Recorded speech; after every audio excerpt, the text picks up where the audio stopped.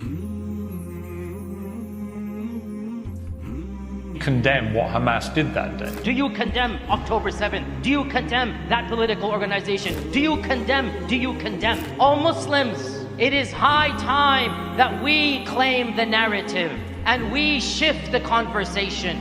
Don't be intimidated by such tactics. Be brave, learn your facts, and push back. You want me to condemn? Yes, wallahi, I will condemn. I will begin by condemning the debacle of the Balfour Declaration where all of this began. The Balfour Declaration and the Sykes-Picot Agreement. Let's begin by condemning World War I. Let's begin by condemning Great Britain handing over a piece of land that it had nothing to do with to a people that have nothing to do with it. You want me to condemn? Let us begin by condemning the first and the second Nakba, in which 1.5 million people were displaced. You want me to condemn genocides and massacres? Let us begin by condemning the massacres that Israel perpetrated against Palestine, beginning with Deir Yassin in 1947, where hundreds of bodies were filled up in the well of Deir Yassin. You want me to condemn hostages? Let's begin by condemning 15,000 Palestinians held without trial,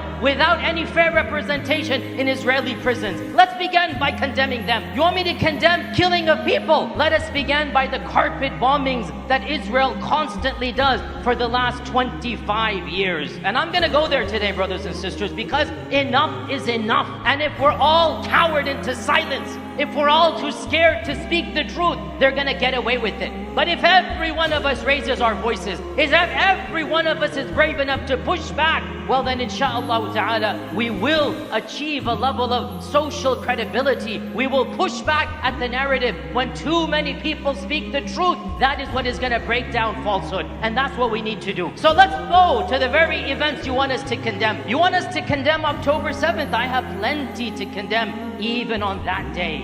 How about we begin by condemning the lies that you perpetrated about what happened on that day. Lies that went all the way from CNN, from BBC, from New York Times, from every single newspaper. Even our president lied straight to us, and he looked at the camera and he said, I saw pictures of 40 decapitated babies. I never really thought that I would see and have confirmed pictures of terrorists beheading children. Pure lie, Israeli propaganda. I will condemn, and this is my condemnation. How dare you lie to us, and you lie to the world. And because of that lie, people were enraged and thousands lost their lives. We all know it was a lie. Even the New York Times had to withdraw and retract the story. You want me to condemn? How about the condemnation of your lies of the mass rapes that you said occurred? Not a single rape has been attested to that day.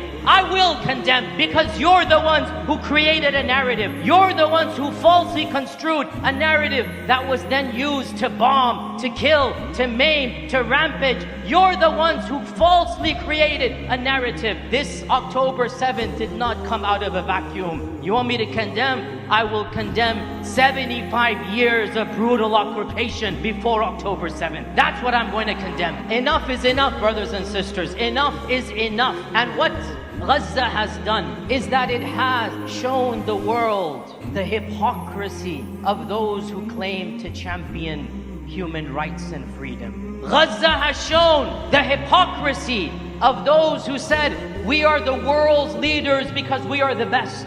We are the world's leaders because we are for democracy. We are for human rights. We are for liberties. And what a small group of people in Gaza have done is to show the world those were blatant lies.